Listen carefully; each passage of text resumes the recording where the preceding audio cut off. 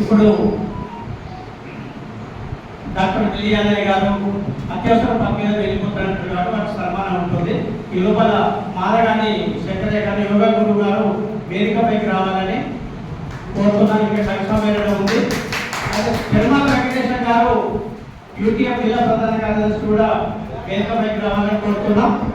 ఒక యువకులకు విజ్ఞప్తి, మనం ఒక పెళ్లికి పోయినాం అనుకోండి, తలపరాలు అయ్యేంత వరకు అయితే భోజనాలు స్టార్ట్ చేయరుగా, చేయరు కదా.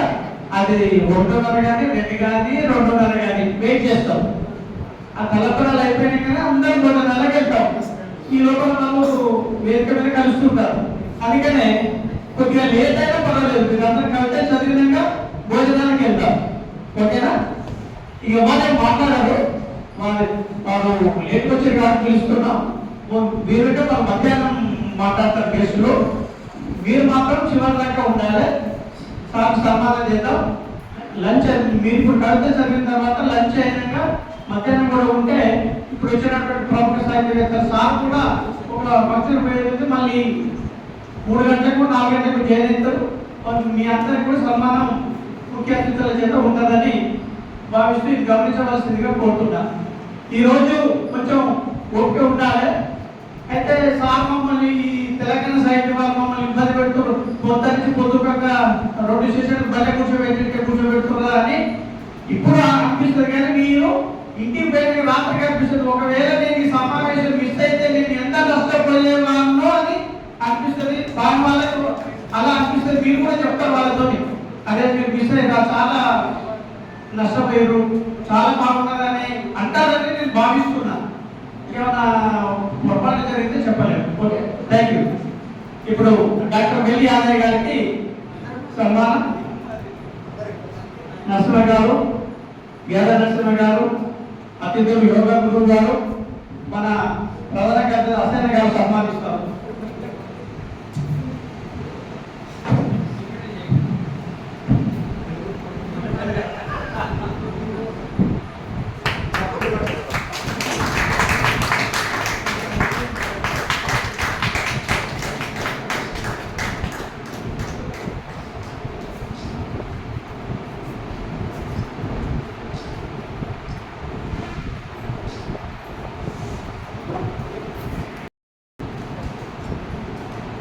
నా పేరు Swaminathan Reddy, Mahatma Gandhi university Telangana history second year.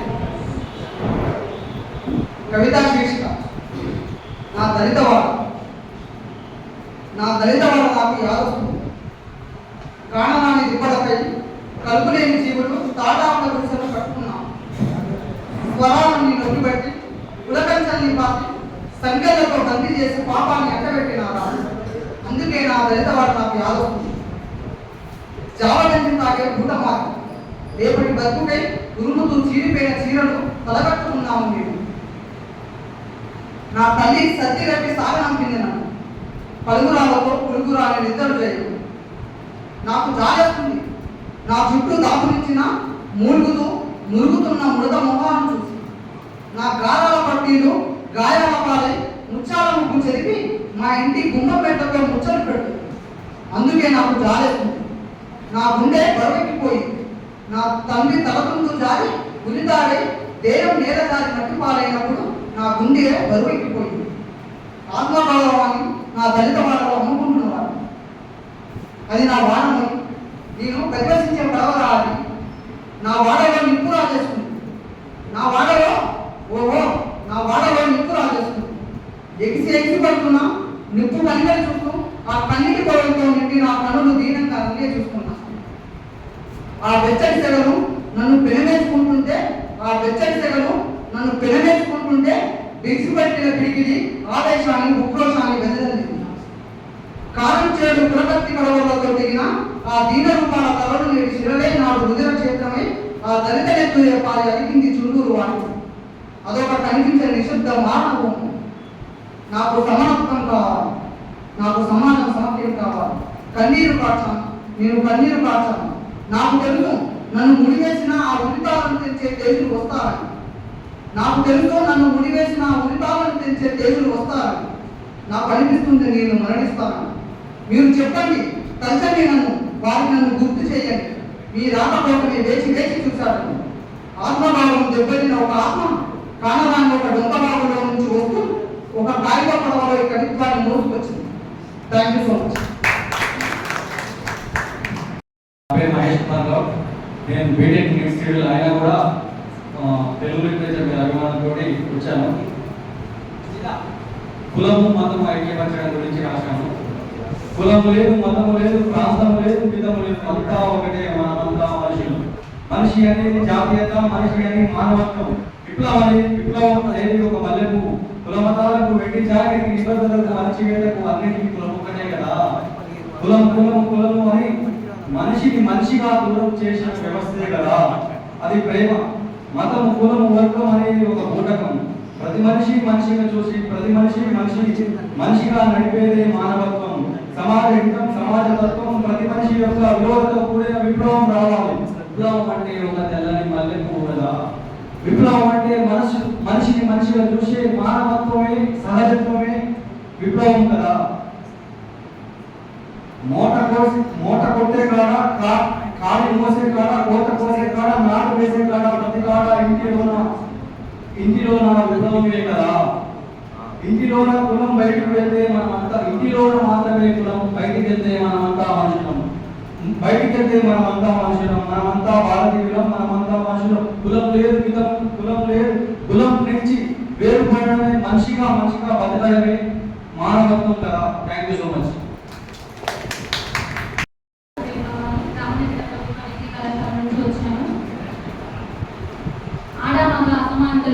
ఒకరికొకరు కోరుంటేనే మంచి సమాజానికి అర్థం. ఆశయాలే స్వాతగా బతికే ఆడపిల్ల వారు. మగపిల్లలంటే ఎక్కడికి మమకారం. ఈ సమాజానికి ఆడపిల్లలంటే ఎందుకంత వెటకారం. ఆమె కనిపిస్తే దాన్ని ఉదయించే కలుగు, అవే కళ్ళు ఎగరిస్తే మలమల మాడిపోవా. ఆమె ప్రేమతోనే ఎక్కి కొడుకునే ప్రాణాలు, ఆమె ద్వేషిస్తే ఎల్లవిలా అలపించవా. ఆమె ఓర్పుతో, చక్కని నేర్పుతో సాగిపోయే జీవనం, ఆ జనలేని లోకాన్ని ఊహించగలవా. ఆమె లేని లోకం శూన్యం, ఆమె ఉన్న చోటు స్వర్గం. ఈ అసమానతలన్నీ వ్యర్థం. ఆడ మగ కలిసి ఉంటేనే తక్కువ కాండం. ఆమెకు ఒక కళ ఉంది, కాళ్ళకి బంగారే ఉంటుంది. ఆమెకు ఒక ఆశ ఉంది, అయిన వారే తన దారిలో ఉంది. కళ్ళలోన బాధ ఉంది, దానికి కనిపించని కారణం ఉంది. గుండెలోన గుబులు ఉంది, దాని వెనుక ఏదో వేదన ఉంది. అడుగులోన అలజడి ఉంది, అందరి అమల కదే. ఆ నవ్వు మోము వెనుక ఏదో దిగు, కష్టపడుతూనే ఉంటుంది.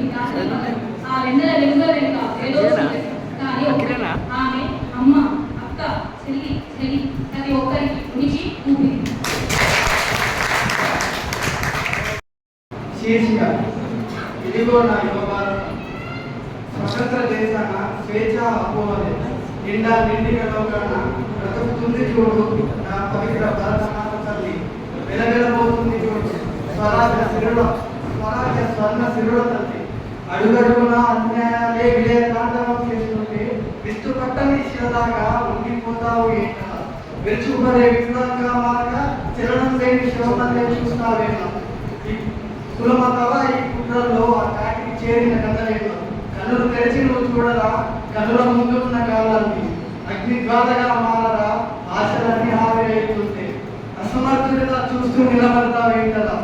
కదలరా ఈ కలల కళ్యాణికై ఓ మానవ. శాంతిని మరిచిన స్వర్గసీమలా మారిన చూడు మానవ ప్రకమే.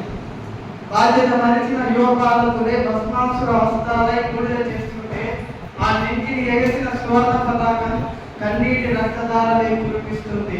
ఇక మార్చరా నీ తల్లి చరిత్రగా మార్చగా.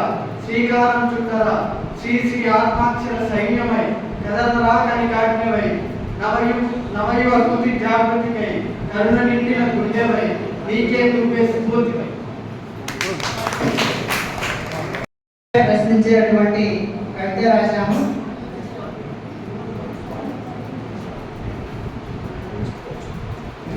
అయితే మొత్తం 4 పాయింట్లు ఉన్నాయి. దాంట్లో ఒకటి వచ్చేసి రక్తరేఖలు. ఈ భూలోకంలో కులం, వర్గం, ధనం, ఆధిపత్యం రక్తరేఖల ఆకస్మికంగా పరిగణిస్తే మనిషి కోసం నిలబడాలి. అణచివేతను ఎదిరించాలి. రక్తం రేఖలు కాక కలలు కావాలి రేపటి ఉజ్వల భవిష్యత్తు కోసం. రెండోది కళ్ళు కదలాలి. నా పాదాలకు బానిసల చెల్లుకు అవసరం లేదు. నా కండలకు అణిచివేత ఊరుకూడదు. నా మాటలకు మూత పడకూడదు. ఈ కులం కదలాలి కదలాలి, నా జీవితం నాది కావాలి. మూడోది అమ్మ భూమి, దీని రొట్టె కంట కింద రక్తంతో తడవకూడదు. ధనికుడు ధనం దోచిన పేదోడికి ఆ భోజనం జేబులోకి దుర్గంధం. మాకు ఇవ్వకుంటే మేమే తీసుకుంటాం, మాకు మా హక్కులు ఇవ్వకుంటే మేమే తీసుకుంటాం. భూస్వాముల కూట్ల కింద పీడిత జీవితం వద్దు, మాకు మనిషిగా బతకడం కావాలి. Thank you.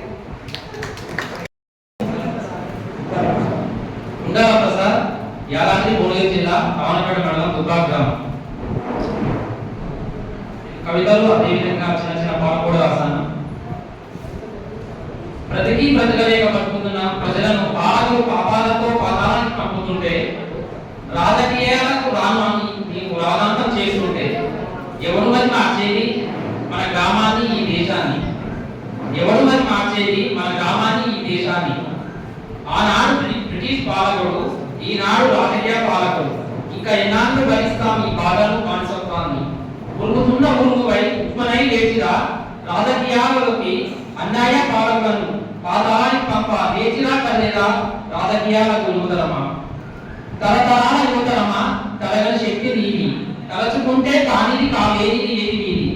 అందుకే ఏదో ఒక రోజు చావు తప్పదు, చనిపోయే వరకు చవటలా కాకుండా చరిత్రలో నిలిచేలా నీ జీవితం సాగించు మిత్రమా. అదే ఒక చిన్న చరిత్ర మాట్లాడు సార్. గాల్లో ఎగురుతూ వారి ప్రాణాలు గాల్లో కలుస్తాయని ఎంతమందికి తెలుసు? పచ్చని ప్రకృతి అందాలను తిలకిస్తూ ప్రపంచంలో వివరిస్తున్న వారి ప్రాణాలు తుపాకీ తుకలకు బలై వారి సింధూరం నిలదాల్తుందని ఎంతమందికి తెలుసు? తెర మీద సినిమా ఆడుతుందని తెలుసో తెలియకో వచ్చి వారి తెర మీద ప్రత్యక్షం అవుతాడని ఎంతమందికి తెలుసు? ఆట ఆడి కప్పు గెలిచిన వారి అభిమాన నాయకుల్ని చూడడానికి వచ్చి ఆఖరికి అవే తమ ఆఖరి క్షణాలని ప్రాణాలు కోల్పోయిన ఎంతమంది అమాయక అభిమానులు ఎందరో మరెందరో అని చెబుతూ జై హింద్, జై భారత్. నా పేరు రేష్మ, తాండీయ బీజేపీ ప్రభుత్వ డిగ్రీ కళాశాల రామపేట యాదాద్రి భువనగిరి. అంటే కవిత్వం మీకు తెలిసినంత మాత్రం నాకు తెలియదు. 3 minutes కంప్లీట్ చేస్తే ఎక్కువ టైం నేను తీసుకుంటాను.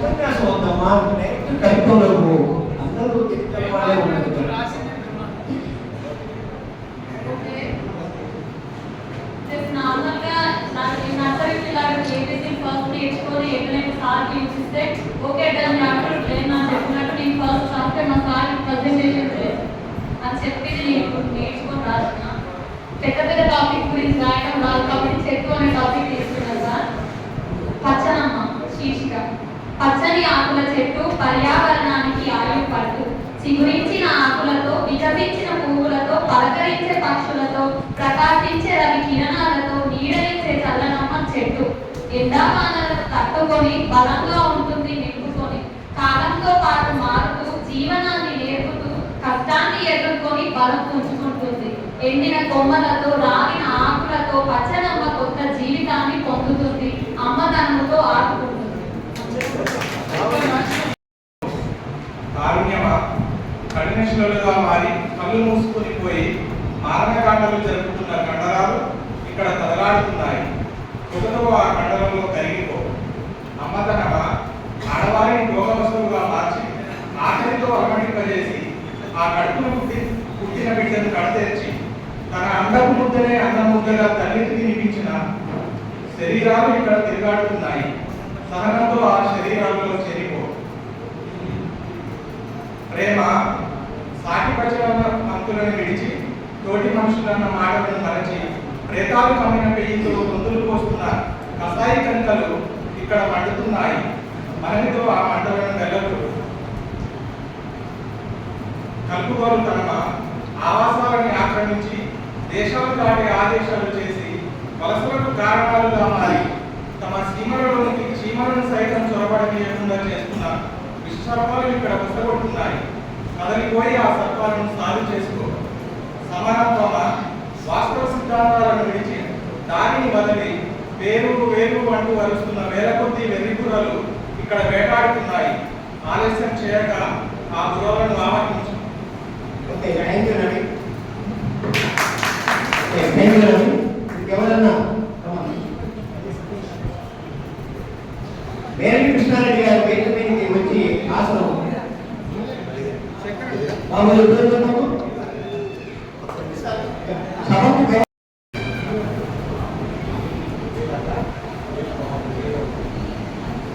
నా పేరు పల్లి Satish, Osmania university PhD research scholar. నేను టీచర్స్ గురించి ఒక కవిత రాసిన. టైటిల్ పేరు గురువు విజ్ఞాన జ్యోతి.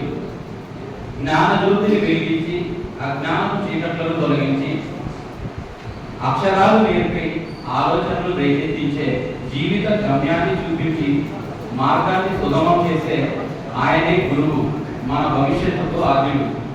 అమ్మఒడి తర్వాత గురువుల బడిలోనే లోకం నేర్చుకున్నా, అక్షరాల బడిలో జీవిత పాఠాలు ఎన్నో నేర్చుకున్నా.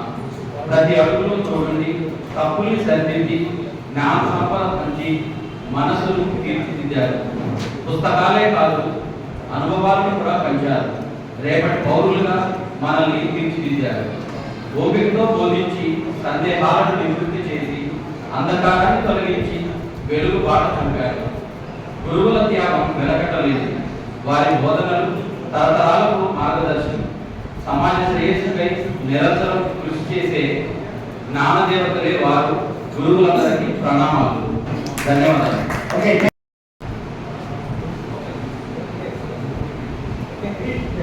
ముదిరెడ్డి రాజశేఖర రెడ్డి యూటీఎఫ్ రాష్ట్ర కార్యదర్శి గారిని వేదికపైకి ఆహ్వానిస్తున్నాం. బైరెడ్డి కృష్ణారెడ్డి గారు కూడా వేదిక మీద కూర్చున్నారు. మాకు సంతోషం సార్ మీరు కూర్చుని పెద్ద మనుషులు. నా పేరు ఆంజనేయ రాయి రాకేష్. యుగం నుండి రాకెట్ యుగం వరకు నేల నుంచి నీటి వరకు సప్త సముద్రాలను సునాయాసంగా అధిగమిస్తున్నావు. మేధస్సుతో జడ్డమైన విషయాలను తేలికగా పరిష్కరిస్తున్నావు. ఆయన ఎంతో అభివృద్ధి చెందిన ఈ మానవ జాతి మండలిస్తుంది. నేను తోటి వారితో ప్రేమానురాగంతో ఉండేది వచ్చి సాటి వారిని చూసి సహించలేకుండా నిత్యం కర్కశత్వంతో క్రూరత్వంతో మిగిలిపోతున్నావు. మానవత్వమే మాటకు మచ్చ చేర్చి చలనచిత్రాలను తేలించి అదే చలనంతో ముందుకు దూసుకుపోతూ కర్కశత్వంతో సంబంధాలను మర్చిపోతున్నావు. మానవుని మధ్యలో నిత్యం క్రోధంతో చెలవేసే జ్వాలనే రేకెత్తుతున్నాయి. సాటి వారికి సహాయం చేసే గుణాన్ని కోల్పోయి నిత్యం వారి కష్టాలనే కోరుకుంటున్నావు. సాటి వారు మనుషులన్న విషయాలను మర్చి నిత్యం మట్టు పెట్టడం సిద్ధం అవుతున్నావు.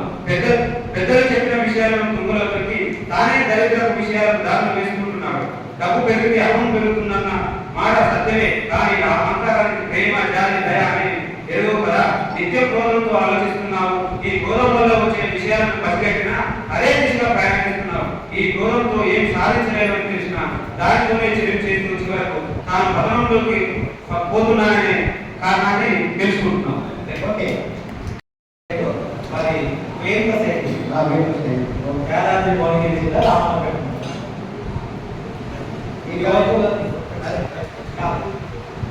కాలేజీ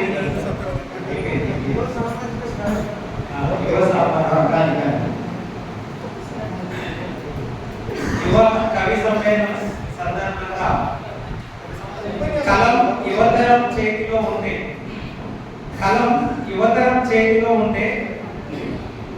కలం నా చేతిలో ఉంటే కథ నేనే, కథనం నేనే, మీరు చదివే పుస్తక అక్షరం నేనే. కలం నా చేతిలో ఉంటే తెల్లనైన ఆకాశానంతటి నల్లనైన నా అక్షరాలతో కాలుమొక్కులుగా మారుస్తా. కలం నా చేతిలో ఉంటే మీరు అడిగే ప్రశ్నలకు జవాబు నేనే, ఆ జవాబులను వెతికి తీసే ప్రశ్నలు నేనే, ఆ ప్రశ్నను ప్రశ్నార్థకం చేసే మాటలు నేనే. కలం తోటాను నేనే. కలం నా చేతిలో ఉంటే కత్తి కన్నా పదునైన ఆయుధం నేనే. కలం నా చేతిలో ఉంటే కత్తి కన్నా పదునైన ఆయుధం నేనే. ప్రశ్నించే యువతరానికి వారధి నేనే. వారసత్వాన్ని పారదోలే కోరును నేనే. కలం నా చేతిలో ఉంటే ప్రతి గొంతులో గొంతునై ఎదిరించే అక్షరపు ఆయుధాన్నైనా కలం నా చేతిలో ఉంటే. Thank you. Okay, thank you. సమయం లేదు కాబట్టి సభకు నమస్కరిస్తూ తెలంగాణ సాహితీ ఉమ్మడి జిల్లా వినూత్నమైనటువంటి కార్యక్రమాల ఆలోచనతో ఈనాడు మేము దగ్గర 3 సంవత్సరాల నుంచి తప్పిస్తూ తీసుకున్నాం. యువతరాన్ని కవిత్వ మార్గాల్లోకి తీసుకుని రావాలి, ఆ సాహిత్యం పంటపట్టించాలి, ఆ దిశగా మనం అడుగు పెట్టామనుకున్నాం. కానీ మీకు నిజంగా శతదా నమస్కారాలు. అద్భుతమైనటువంటి కార్యక్రమం ఇది. తర్వాత మధ్యాహ్నం సెషన్ కూడా చాలా అద్భుతమైనటువంటి కార్యక్రమం. ఈ యువకులను విద్యార్థి లోకాన్ని ఒక ఆలోచనలతో ముందుకు తీసుకొని వచ్చి ఇవాళ వాళ్ళ స్పందనలు చూస్తుంటే భిన్నమైనటువంటి అంశాలు తీసుకున్నారు. కొంతమంది తన వర్గం ఎదుర్కొన్న బాధలు, తన వివక్ష ఎదుర్కొన్నటువంటి అంశాలు, తన యువత ఎలా బాధపడుతుంది, నిజంగా చాలా ఆనందంగా ఉంది. అన్నగారు ఇప్పుడే చెప్పాడు, ఈ మొత్తాన్ని పుస్తకం కూడా తీసుకురావాలని ఆలోచన ఉందని. ఈ పుస్తకానికి మా వంతుగా హృదయపూర్వకంగా ఆర్థిక సహకారం అందిస్తాం. అదే మీ కష్టాలు నిజంగా ఈ పుస్తకం ఇప్పటి పుస్తకాలు వస్తే యువతలో మంచి ఇన్స్పిరేషన్ వస్తుంది అని తెలియజేసి అవకాశం ఇచ్చినందుకు ధన్యవాదాలు. థ్యాంక్ యూ శంకరయ్య గారు.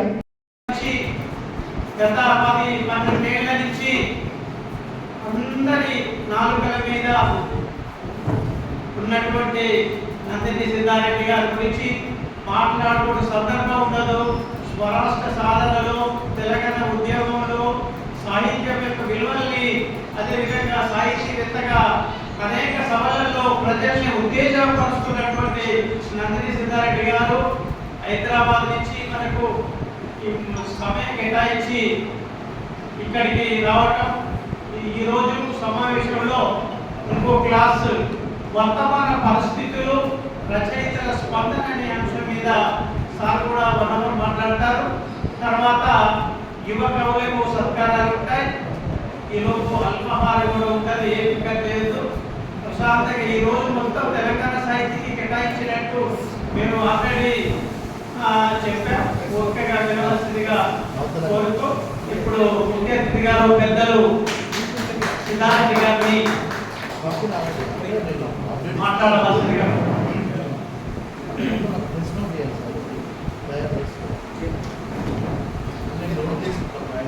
నమస్కారం. సభాధ్యక్షులు గుడాల గోవర్ధన్ గారు, ఇంతకుముందు మహాప్రస్థానం 75వ సంవత్సరం సందర్భంగా మంచి ప్రసంగం చేసిన కవి, వక్త, తెలంగాణ సాహిత్య అకాడమీలో నా సహకార్యకర్త ఏనుగు నరసింహారెడ్డి గారు,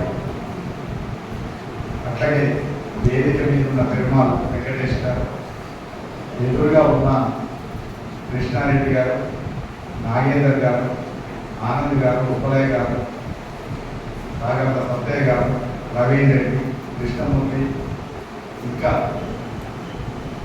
హుసేన్ గారు, ఈ సభలో ఇంకా చాలామంది మిత్రులు ఉన్నారు. అందరికి నరసింహ గారు, అందరికీ పేరు పేరున హృదయపూర్వకమైనటువంటి నమస్కారం.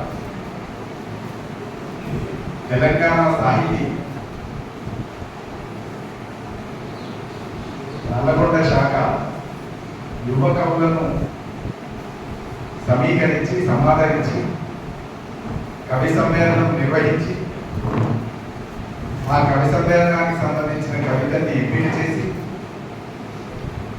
ఆ కవుల ముందు 2 సుదీర్ఘమైనటువంటి ఉపన్యాసాలు ఇప్పించడం ద్వారా యువకుల్లో ఒక కొత్త ఉత్సాహాన్ని రేకెత్తించాలి అనేటువంటి ఒక తపనతో, ఒక లక్ష్యంతో ఈ సమావేశాన్ని ఏర్పాటు చేసినట్లుగా మనకు అర్థమవుతుంది. ఒకటి, ఆధునిక కవిత్వాన్ని ఒక మలుపు తిప్పి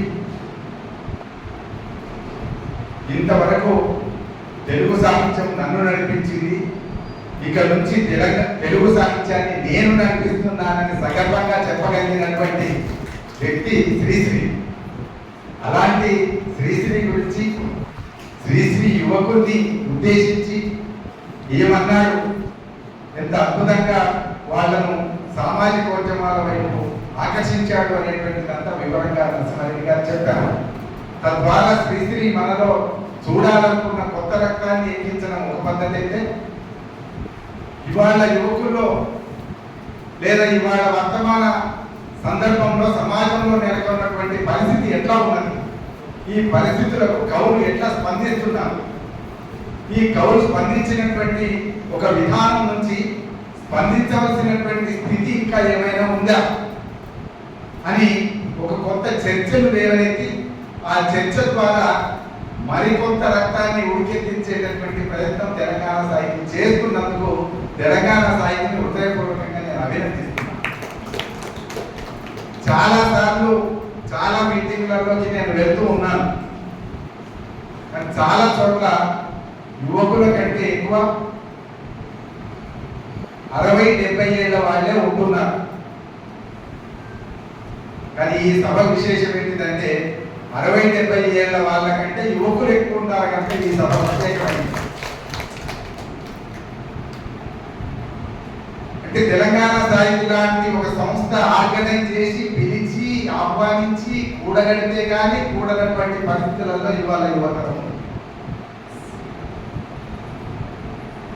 యువతరం శిరమెత్తితే నవతరం గలమెత్తితే లోకమే మారిపోదా అని నేను యువకులుగా ఉన్నప్పుడు పాడుతుంటే రక్తం ఉరికెత్తినటువంటి దశలోంచి యూనివర్సిటీకి వచ్చి చదువుకొని అప్పటి వరకు సినిమాలకు రాయాలనేటువంటి కోరిక, సినిమాలకు పాటలు రాయాలనేటువంటి కోరిక ఉంటే ఉస్మానియా యూనివర్సిటీకి వచ్చిన తర్వాత సినిమాలకు రాయడం అంతా అమ్ముకోవడం ఇంకొకటి లేదు, ప్రజల కోసం పనిచేయడంలోనే కవిత్వం రాయడం గొప్పతనం భావిస్తున్నాను. అలాంటి ఒక యువ రక్తం ఉడుకెత్తినటువంటి ఆ మెత్తటి ఘర్షణలోంచి వచ్చినటువంటి మేము ఇవాళ 70కి వచ్చినాం.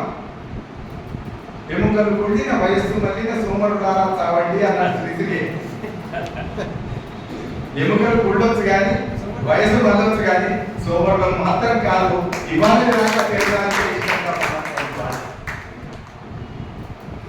ఇవాళ ఆశ్చర్యకరంగా ఏమైంది, ఆయన ఎముకలు కుళ్ళిన వయస్సు మళ్ళిన అని వృత్తుల గురించి చెప్పాడు,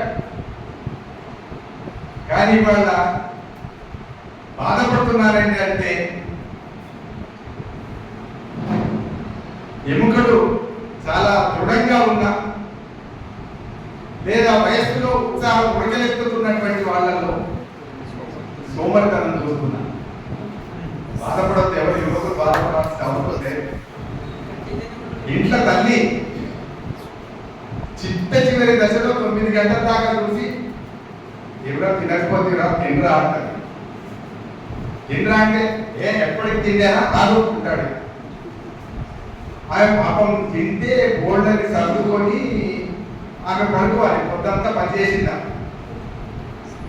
9 గంటలు అయిపోయింది, 9:30 అయింది, ఇంకా రాలేదు. మళ్ళీ 9:30 దాకా చూసి ఏమన్నా అంటే ఏమన్నా అంటాడేమో అనుకోని 10 గంటలకు మళ్ళీ అడుగుతుంది, ఎవరో తినకపోతే ఎవరా తింటదియే ఏందో తిని ఆమె అమ్మన్నది పని చేయమనే తినుమనే అన్నది.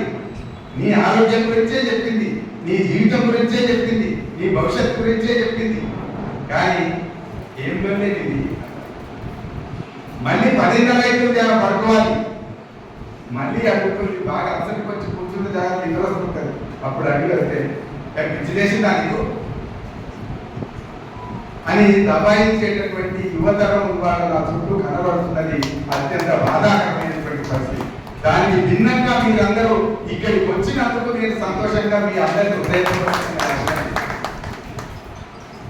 ఎందుకంటే ఇక్కడికి రావడం అనేటువంటిది కూడా ఒక చైతన్యమే, కవిత్వంలోకి రావడం ఒక చైతన్యం, సభకు రావడం ఒక చైతన్యం. ఎవరి మమ్మల్ని పిలువలే, కానీ మేము కవిత్వంలోకి వచ్చాం.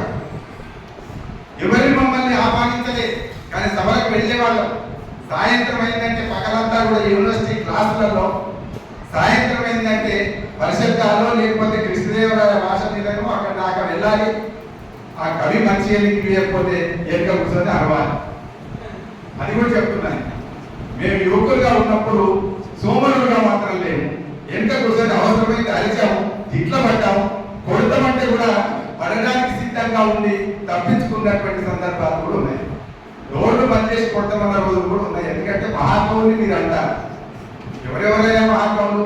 పెద్దవాళ్ళ గోపాల్ రెడ్డి, ఆనాడు ఆస్థాన కవి దాశరథి, వీళ్ళందరినీ మేము వెనక కూర్చొని బలాయిస్తున్నాం.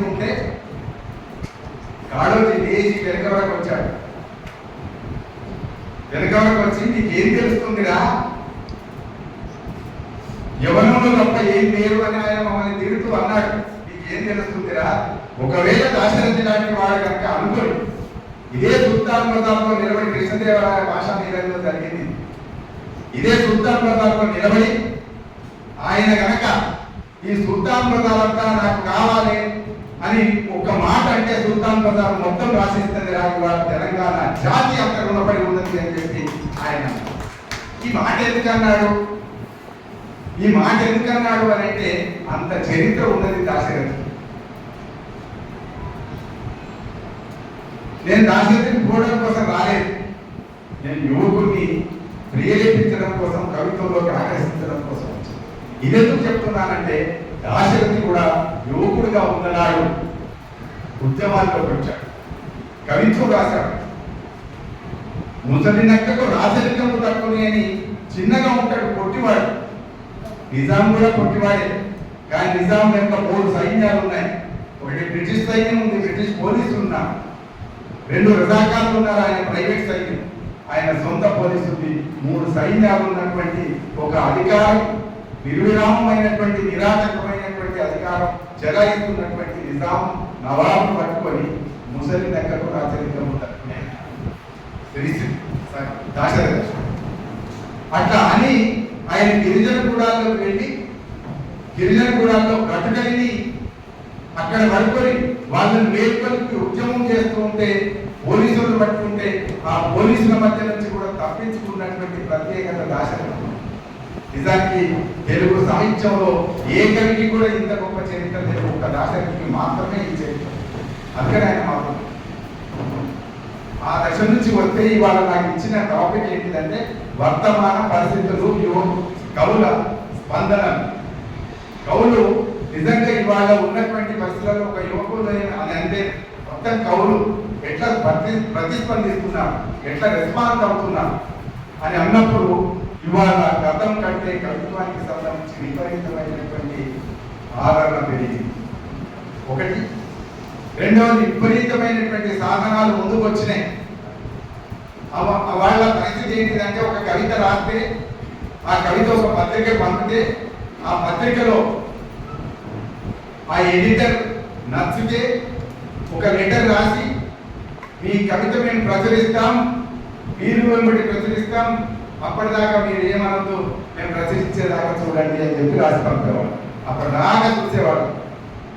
ఇవాళ పరిస్థితి ఏంటంటే ఈ క్షణం కవిత రాస్తే ఈ క్షణంలోనే ఫేస్బుక్ లో పెట్టుకోవచ్చు, ఈ క్షణంలోనే వాట్సాప్ లో కూడా పెట్టుకోవచ్చు, ఆ క్షణంలోనే మహానుభావులు వీళ్ళు ఎంత కష్టపడి రాస్తున్నారో నాకు తెలియదు, కానీ కింద రాస్తున్న వాళ్ళు సూపర్ బ్రో అంటారు. ఈ బ్రో ఏంటిది, ఈ బ్రో ఏంటిది అని నాకు మొదట్లో అర్థం కాలేదు. నేను పాత తరం కదా, 70 ఏళ్ళు దాకా వచ్చినా కదా, అందుకని బ్రో ఏంటిది అని అర్థమైతే బ్రో అంటే బ్రదర్ అంట. సూపర్ బ్రో అన్నాడు కదా ఈయన అంటే ఆడ కుప్పాల కృష్ణమూర్తి ఉంటే ఆయన కుప్పాల లక్ష్మణమూర్తి అని రాస్తాడు. కృష్ణమూర్తి లక్ష్మణమూర్తితో తెలవకుండా, కవిత పాఠశాల విచ్చివర్సిటీతో కూడా తెలవకుండా సూపర్ బ్రో అంటాడు. ఈ సూపర్ బ్రో అన్నందుకు ఈ కవిత పోస్ట్ చేసిన ఆయన మహా సంతోషపడ్డాడు. అది నాకు 5 సూపర్ బ్రోలు వచ్చినాయి. ఏం చేసుకుంటావా సూపర్ బ్రో? రాష్ట్ర సంఘటనలు ఇవాళ సామాజిక మాధ్యమాలు చాలా ముందుకు వచ్చినాయి. వెంటనే ఒక 5 నిమిషాల్లోనే నువ్వు పోస్ట్ చేసి ప్రజల్లోకి తీసుకెళ్ళగలిగినటువంటి అద్భుతమైనటువంటి సాధన మీ ముందుకు వచ్చాయి. చాలా సంతోషం. మనం ఆహ్వానించాలి. చాలా సంతోషం. ఒక పత్రికలో కవిత రావాలంటే 1 నెల 2 నెలలు 3 నెలలు అయినటువంటి సందర్భాలు కూడా ఉన్నాయి. అలాంటిది మరో నిమిషంలో ఫేస్బుక్ లో వాట్సాప్ లో పెడుతుంది. సంతోషం. ఇవాళ అట్లనే మీకు అందరికీ తెలిసిందే, కాలం చాలా వేగంతో ఉన్నది, పరిగెత్తుతున్నది. మనం నడుస్తున్నాం కానీ కాలం పరిగెత్తుతున్నది. కాలంతో పరిగెత్తాలి మనం. సంఘటనలు ఇవాళ రోజు ఇలాంటి సంఘటన ఇంక ముందు జరగదేమో, లేదా జరగలేదు కదా అనుకునేటటువంటి లోపునే ఒక 10 సంఘటనలు జరుగుతున్నాయి. అంటే ఎంత వేగంగా కాలం పరిగెత్తుతున్నదో మీరు చూడండి. ఒక సంఘటన జరిగి మనం మర్చిపోకముందే ఇంకొకటి సంఘటన జరిగి ఆ సంఘటననే మనల్ని దృష్టి మరుస్తుంది తప్ప మనం మర్చిపోకముందే సంఘటన జరుగుతున్నటువంటి వేగవంతమైనటువంటి దశలో మనం ఉన్నాం. ఇవాళ పొలిటికల్ లీడర్ ఒకటి తింటారు, అరే ఇట్లా తిట్టడం పద్ధతి కాదని మనం ఇవాళ మాట్లాడుతుంటారు. రేపు ఆ పొలిటికల్ లీడర్ తింటారు వీళ్ళు ఏం భాష అని మనం ఆలోచిస్తుంటాం. ఈ ఇద్దరి మధ్యన మనం ఆలోచిస్తున్నప్పుడు ఈ ఇద్దరి మధ్యన ఒక్కొక్కడు వాడు కింద అనేది కామెంట్స్ పెడతాడు.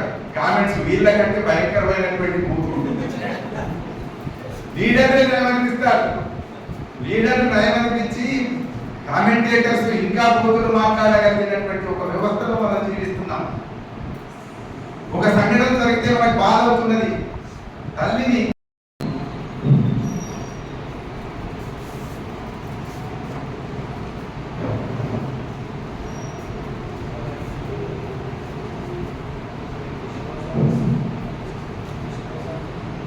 పాట ముందడు అడుగు అడుగు అడుగు మరి అడిగి అడిగి కడుగు అడుగు అడుగు అడుగు మరి అడిగి అడిగి కడుగు కడుగు కడుగు కడుగు కడుగు కడుగు మరి కడిగి కడిగి అడుగు ప్రశ్న మీద ప్రశ్న వేసి ప్రపంచాన్ని కడుగు అడుగు అడుగు అడుగు మరి అడిగి అడిగి కడుగు ప్రపంచమెంత పెద్దదైన ప్రశ్న ముందు చిన్నదిరా ఆది అడుగుగానడైన జగడునంత చుట్టూరా ప్రశ్న ప్రపంచమెంత పెద్దదైన ప్రశ్న ముందు చిన్నదిరా ఆది అడుగుగానడైన జగడునంత చుట్టూరా ఏమిటి విచారం ఇంక సమాచార చట్టముండా ఎందుకు ఏమిటనే ఎద నిండా ప్రశ్నలుండా అడుగు అడుగు అడుగు మరి అడిగి అడిగి కడుగు కడుగు కడుగు కడుగు మరి అడిగి అడిగి కడుగు అధికారం పీట కింద సమస్యలతో చూది చట్టాలను చుట్టబెట్ట బతుకులు మసి మారుతుంటే కళ్ళు నోళ్ళు రాజీ పడి వేసే అడుగు డీల పడితే కళ్ళు నోళ్ళు రాజీ పడి వేసే అడుగు డీల పడితే ప్రగతి రథ చక్రాలు పరుగులెట్ట తీస్తాయని అడుగు అడుగు అడుగు మరి అడిగి అడిగి కడుగు కడుగు కడుగు కడుగు మరి కడిగి కడిగి అడుగు పాలలోన కల్తీ పరిపాలనలో కల్తీ ఏమి పాలనలో కల్తీ పరిపాలనలో కల్తీ ఏమి మనల నేల ఏలికలు ఎనకేసినదెంత ఏమి ఎనకేసినదెంత ఏమి ప్రజల నుండి ప్రజల చేత ప్రజల కొరకు పాలనేది ప్రజల నుండి ప్రజల చేత ప్రజల కొరకు పాలనే రాజే పంటై పంటును రాజు పాలించుడే అడుగు అడుగు అడుగు మరి అడిగి అడిగి కడుగు కడుగు కడుగు కడుగు మరి అడిగి అడిగి కడుగు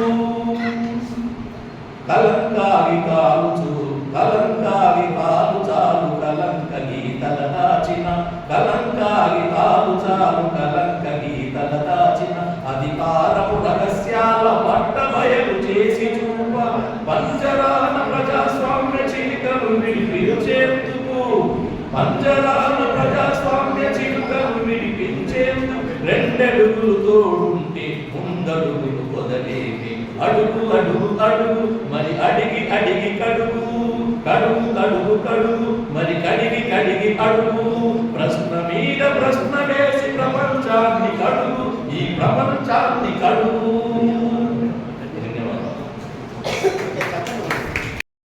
నల్గొండ జిల్లా తెలంగాణ సాహితీ ఉపాధ్యక్షుడు శ్రీ ఉప్పాడ కృష్ణమూర్తి గారిని వేదిక మీదకి రావాల్సిందిగా ఆహ్వానిస్తున్నాం. అదేవిధంగా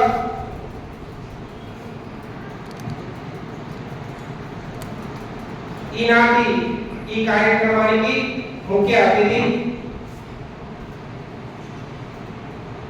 మట్టి కవి బెల్లి యాదయ్య గారిని వేదిక మీదకి రావాల్సిందిగా ఆహ్వానిస్తున్నాం.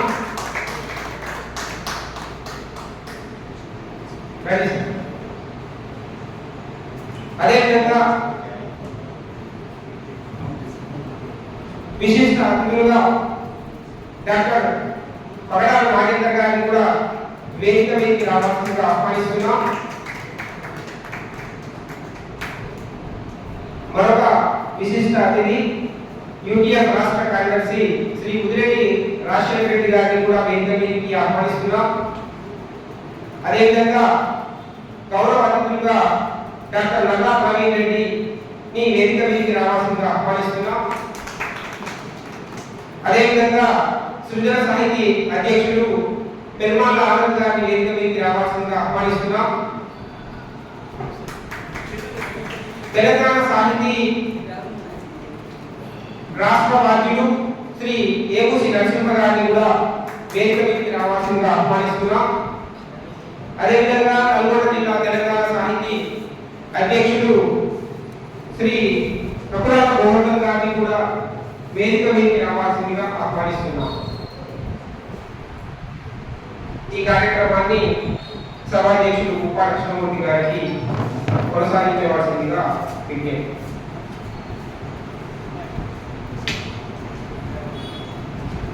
థ్యాంక్ యూ హసీనా గారు. సాహిత్య మిత్రులకు వేదికను అలంకరించిన సాహితీ స్రష్టలకు పేరు పేరున నమస్కారం. మిత్రులారా, 2024 నవంబర్లో మనం తెలంగాణ సాహితీ ఉమ్మడి నల్లగొండ జిల్లా శాఖని ప్రారంభించుకోవడం జరిగింది. ఆనాడు చక్కని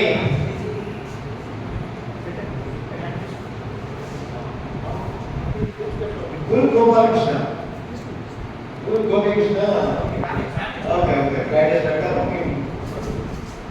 నవంబర్లో మనం నిర్వహించుకున్న సభ విద్యార్థుల చేత కవితలు రాయించి అందులో ప్రథమ ద్వితీయ తృతీయ బహుమతులు పొందిన విద్యార్థులందరికీ కూడా మనము బహుమతులు ఇవ్వడమే కాకుండా ఒక మెమెంటో, శాల్వా, సర్టిఫికేట్ కూడా ఇచ్చి వాళ్ళని సత్కరించడం జరిగింది. ఆనాటి సభలో లబ్ధ ప్రతిష్ఠులైన సాహితీవేత్తలందరూ కూడా పాల్గొని చాలా బ్రహ్మాండమైన సాహిత్య ఉపన్యాసాలు ఇవ్వడం జరిగింది. అటు తర్వాత ఫిబ్రవరిలో రామపేట డిగ్రీ కళాశాలలో మన తెలంగాణ సాహిత్యకి గౌరవాధ్యక్షులుగా ఉన్న తండ్రి కృష్ణ కౌండిన్య గారి ఆధ్వర్యంలో రామపేట డిగ్రీ కళాశాల విద్యార్థులకు కథ, గేయం, కవిత్వం ఈ 3 అంశాల మీద చక్కని వర్క్షాప్ కండక్ట్ చేసి పిల్లల్లో రచనా శక్తిని పెంపొందించడానికి, వారు భావి జీవితంలో చక్కని కవులుగా, రచయితలుగా, గేయకారులుగా మారడానికి కృషి చేయడం జరిగింది. కథ మీద మన ఆనంద్ గారు, అదేవిధంగా కవిత్వం మీద, గేయం మీద కూడా మిత్రులు మాట్లాడడం జరిగింది. పిల్లల నుంచి చాలా చక్కటి స్పందన వచ్చింది. ఇది 3వ సమావేశం. ఈనాటి సమావేశానికి ఒక విశిష్టత ఉంది. అదేంటి అంటే మహాప్రస్థానం నోబెల్ బహుమతి రాదగిన అర్హత ఉన్నటువంటి మహాప్రస్థానం ముద్రణ జరిగి నేటికి ఏంటి అంటే ఈ ఏడాదికి 75 సంవత్సరాలు అయిపోయింది. మన కేవలం తెలుగునాటనే కాకుండా ప్రపంచంలోని సాహిత్యకారులందరినీ కూడా ఎంతో చైతన్యవంతం చేసిన, ఆకట్టుకున్న మహాప్రస్థానం గురించి మీకు వేరే చెప్పాల్సిన లేదు. ఆ మహాప్రస్థానం గురించి కూడా మనం ఈవినింగ్ సెషన్లో మాట్లాడుకుంటాము. ముఖ్య వక్తలుగా వచ్చిన వారందరూ కూడా ముఖ్య వక్తలుగా వచ్చిన నరసింహారెడ్డి సారు దాని గురించి మాట్లాడతారు. అదేవిధంగా ఇవాళ సాహిత్యం కానీ, సంఘం కానీ, విద్యార్థులు అందరూ కూడా ఒక సంక్షోభమైన వాతావరణంలో ఉన్నారు. ఒక పక్క యుద్ధం, ఒక పక్క అంతర్గత శక్తుల దాడులు, ఇంకో పక్క ఆర్థిక అస్తవ్యస్తత.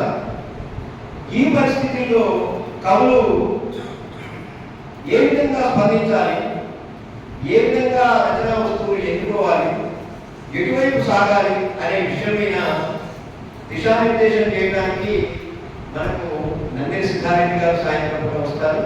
వారి ఉపన్యాసం కూడా విన్నాము. చాలా ఈవెంట్ సెషన్ చాలా చక్కగా వక్తలు ఉన్నారు. ఇప్పుడు మనకి ముఖ్య అతిథిగా వచ్చిన పెళ్లి యాదయ్య గారి గురించి మీకు ప్రత్యేకంగా చెప్పాల్సిన పని లేదు.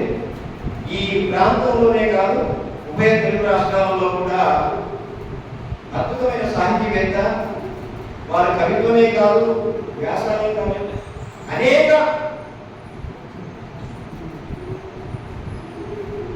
సరే సార్ మిత్రులారా, ముఖ్య అతిథిని చివరికి మాట్లాడేయాలని కోరారు.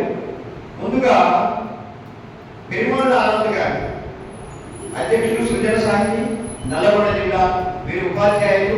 అనేక పుస్తకాలు రాయడమే కాదు, పుస్తకాలు అధ్యయనమే కాదు, అన్నిటికీ మించి గొప్ప కవి, కథా రచయిత.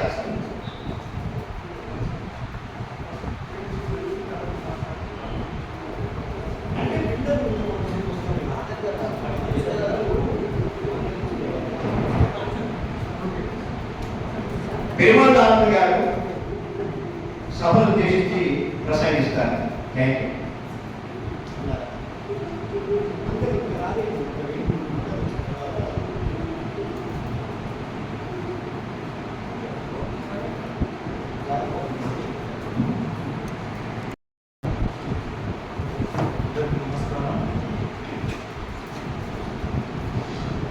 తెలంగాణ సాహితీ ఉమ్మడి నల్లగొండ జిల్లా సాహిత్య మేళ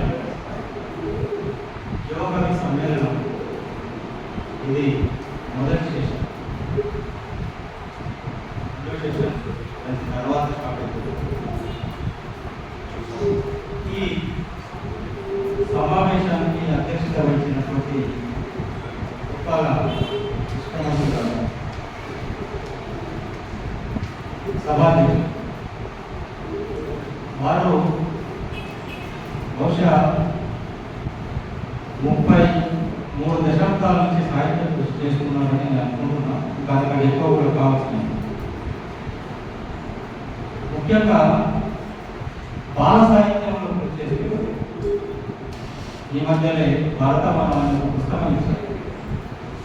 వాస్తవానికి వారు టీచర్ కాదు, ఎగ్జిక్యూటివ్. ఇట్లాంటి వాళ్ళంటే డాక్టర్ ఏపు నరసింహారెడ్డి గారు, బోయజన్య గారు, ఆ ప్రోగ్రాంకు చెందిన వ్యక్తే ఒక కృష్ణమూర్తి గారు. బహుశా ఎంపీఓ గారు రిటైర్ అయ్యారు వారు. అట్లాగే ముఖ్య అతిథిగా వచ్చేసినటువంటి నగరకల్ ప్రభుత్వ డిగ్రీ కళాశాల ప్రధానాచార్య మట్టికల్ డాక్టర్ పెళ్లి యాదయ్య గారు.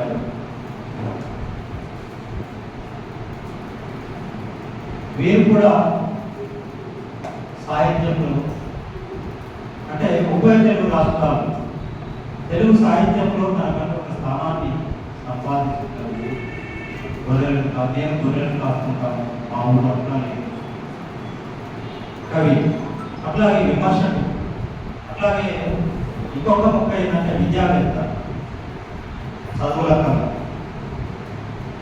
అట్లా సాహిత్య రంగంలో గణనీయమైనటువంటి కృషి చేస్తున్నటువంటి వ్యక్తి డాక్టర్ పెళ్లి యాదయ్య గారు. విశిష్ట అతిథులు డాక్టర్ పగడాల నాగేందర్ గారు. వారు గొప్ప విమర్శకులు. దళిత ఉద్యమానికి, అస్తిత్వ ఉద్యమానికి కేంద్ర బిందువుగా నల్గొండలో పనిచేసి 3 దశాబ్దాల క్రితం డాక్టర్ పగడాల నాగేందర్ గారు, అట్లాగే ముదిరెడ్డి రాజశేఖర రెడ్డి గారు రాకున్నప్పటికీ వారు కూడా, అట్లాగే గౌరవ అతిథిగా చేసిన డాక్టర్ నర్రా ప్రవీణ్ రెడ్డి గారు. మేము ముందుగా ప్రవీణ్ అనేది కానీ ఇప్పుడు నర్రా ప్రవీణ్ రెడ్డి గారు అని తప్పట్లేదు. పర్లేదు. వారు మా కళ్ళ ముందే పెరిగి పెద్దయి ఇప్పుడు జూనియర్ లెక్చరర్గా ఈ మధ్య కాలంలో అపాయింట్మెంట్ కొత్తగా వచ్చింది. వారు ఆడు నేనేమో ఆడూరు అనుకున్నా, సున్నా తప్పకుండా ఆడు వారు కూడా ఏనుగు నరసింహారెడ్డి గారి సాహిత్యం మీద పరిశోధన చేసి డాక్టరేట్ పొందారు. వారి దృష్టికి చాలా గర్వకారు.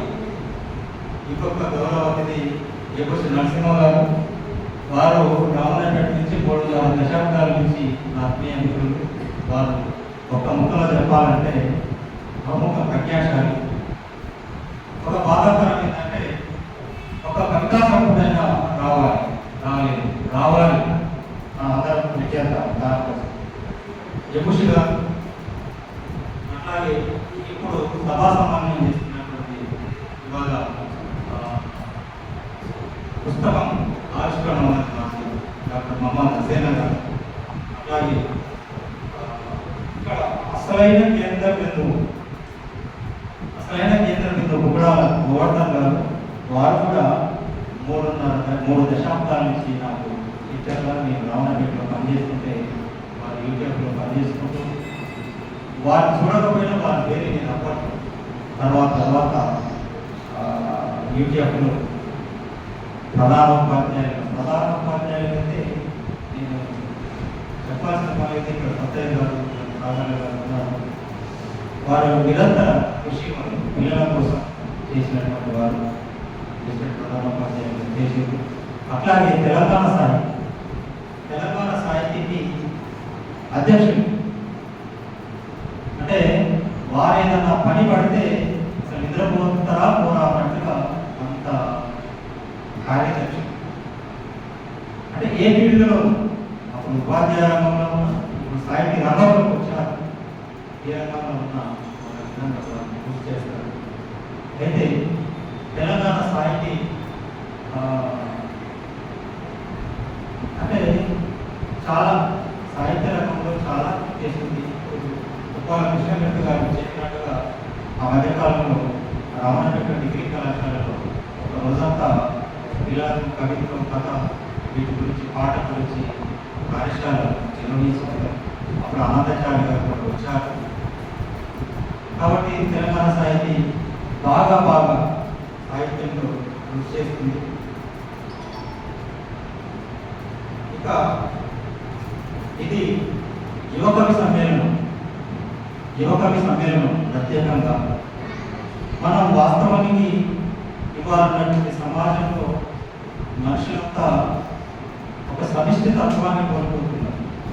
ఒక వ్యక్తిగా అంటే ఒక ఎలోనెస్, ఒక వ్యక్తిగా మాత్రమే ముందుకు వస్తున్నారు. సమిష్టి తత్వం కోల్పోతున్నారు, చైతన్యాన్ని కోల్పోతున్నారు ఇవాళ సమాజంలో ఉన్నటువంటి యువకులు. కాబట్టి వాళ్ళకి ప్రత్యేకంగా చైతన్యం అవసరం. ఇట్లాంటి కార్యక్రమాల వల్ల కాస్తంతైనా చైతన్యం పొంది సాహిత్యం నడుస్తారని ఒక మంచి కార్యక్రమం ఏర్పాటు చేశారు. అందుకు తెలంగాణ సాహితీకి ధన్యవాదాలు చెప్పాలి అందరూ. ఇక అంటే కవిత్వం గురించి, కవిత్వం అసలు ఎందుకు రాయాలి, అసలు కవిత్వం అంటే నేను చెప్పడం కాదు కానీ పెళ్లి గారు చెప్తారు, యూష్ గారు చెప్తారు, వీళ్ళంతా గౌరవాలు గారు చెప్తారు. కానీ కవిత్వం అనేది ఒక సాహిత్య ప్రక్రియ. ఇది భావోద్వేగాలను, ఆలోచనలను, అనుభవాలను వ్యక్తీకరించడానికి ఒక సాధన. అంటే మనలో చాలా ఎమోషన్స్ ఉంటాయి. ఆ ఎమోషన్స్ ఒక్కొక్కసారి చెడు మార్గంలో కూడా ఎమోషన్స్, భావోద్వేగాలు, అవి కోపం కావచ్చు, ప్రేమ కావచ్చు, ఏదైనా కావచ్చు. కానీ ఆ ఉద్వేగాలు, ఎమోషన్స్ ఒక సరైన మార్గంలో వెళ్ళాలంటే ఇట్లాంటి వేదికలు, ఇట్లాంటి ఒక సమిష్టి తత్వానికి, సమాజానికి ఉపయోగపడే ఉద్వేగాలను అంచేటట్టుగా చేసేటువంటి ఇట్లాంటి సమావేశం. కాబట్టి కవిత్వం సమాజానికి ఎప్పుడైనా అవసరమే. కవిత్వమే సమాజాన్ని ముందుకు తీసుకుపోతుంది. ముఖ్యంగా ఇవాళ ముఖ్యంగా సమావేశం ఏంటంటే శ్రీశ్రీ మహాప్రస్థానం 75 ఏళ్ళు నిండిన సందర్భంగా ఈ కార్యక్రమాన్ని అంతా శ్రీశ్రీ గురించి నగ్నమునిగా దిగంబర కవి ఒక చిన్న కవిత రాశారు. అది వినిపించి 2 మాటలు చెప్పి నేను ఇస్తాను. కన్నీటికి కథనానికి పర్యాయ పదం శ్రీశ్రీ. నగ్నముని ఏమంటాడంటే కన్నీటికి కథనానికి పర్యాయ పదం శ్రీశ్రీ. అది టైటిల్. రెండు స్త్రీలు శ్రీశ్రీలో 2 స్త్రీలు ఉంటాయి. శ్రీరంగం శ్రీనివాసరావు 2 స్త్రీలు చెక్కుకి రాళ్ళు, ఆదిమాగ్నిని పుట్టించిన రాళ్ళు, అసమానతల అవమానాల అమానవీయాలపై కాండవాలు సృష్టించిన రాళ్ళు,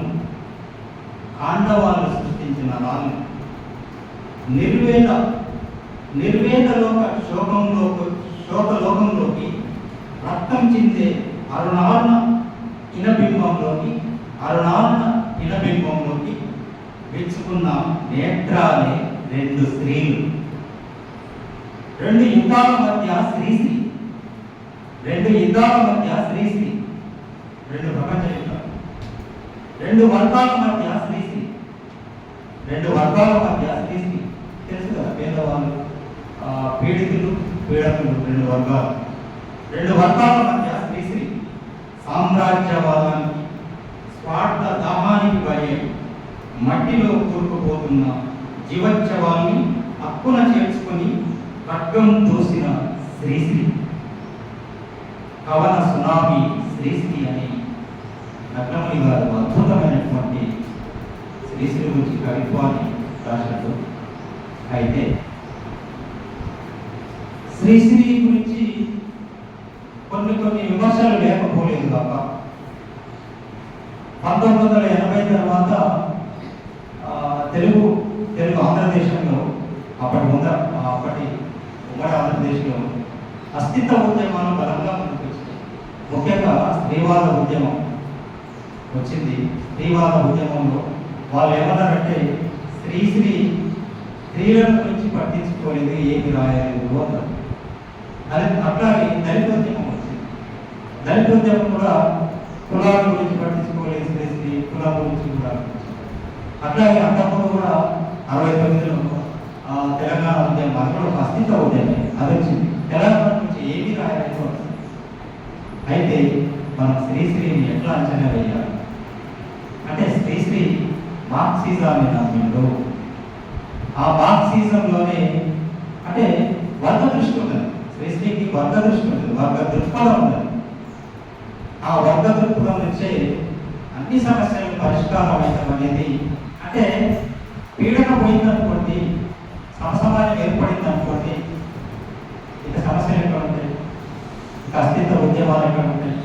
కాబట్టి మాట్లాడే చాలా మంది ఉన్నారు. కాబట్టి శ్రీశ్రీ గురించి అజ్ఞానం కూడా నందిని సిద్ధారెడ్డి గారు, ఏం నరసింహారెడ్డి గారు కూడా అద్భుతమైన ఉపన్యాసాలు ఇచ్చేవాళ్ళు ఉన్నారు. శ్రీశ్రీ ఈ యుగం నాది అన్నాడు. ఈ యుగం నాది అని అన్నాడు. అంటే 20వ శతాబ్దం 20వ శతాబ్దం కాదు, 21వ శతాబ్దంలో కూడా శ్రీశ్రీ మహాకవిగా కొనే ఉన్నాడు. కాబట్టి వర్గం ఉన్నంతవరకు, దోపిడి ఉన్నంతవరకు శ్రీశ్రీ కవిత్వం ఉంటుంది. అందరికీ ధన్యవాదాలు సార్. Thank you sir. సభాధ్యక్షులు కృష్ణమూర్తి గారు, భారతవేత్త సారు నాకు ఇంటర్ నుంచి పరిచయం, ఇంటర్ చదివే నుంచి పరిచయం. అప్పట్లో నేను ఒక కవిత రాస్తే ఆ కవితను చూసి ఇది ఎక్కడ కాల్ చేసి అట్లా ఒక పరిచయం అనేది ఇప్పటికి ఉంది, ఇంకా ముందు కొనసాగుతుంది. అనేక చర్చలు కూడా చేసేవాళ్ళు. అంటే వర్తమాన పరిస్థితులు ఎట్లా ఉన్నాయి, దాంట్లో కవరేజ్ చేస్తున్నారు, యోగంలో పరిస్థితి ఎట్లుంది అనే విషయాన్ని కూడా సార్ దృష్టికోణం నుంచి ఆరోగ్యించే ప్రయత్నం చాలా సార్లు చేస్తున్నాం. అట్లా సభాధ్యక్షులు కృష్ణమూర్తి గారికి, అలాగే ముఖ్య అతిథి తెలియాలి. నాకు ఇష్టమైనటువంటి ఈ నేల కవి, నల్గొండ జిల్లా కవి, నాకు ఇష్టమైనటువంటి ఉపన్యాసాలు. సార్ గురించి అందరికీ తెలిసిందే. రీసెంట్గా నేను ఇంటర్న్షిప్ ట్రైనింగ్ ప్రోగ్రామ్ ఉంటే అక్కడ లైవ్ అని ఇక్కడ ఆంధ్ర ప్రాంతం ఖమ్మం అనమాట, ఖమ్మం కోసగా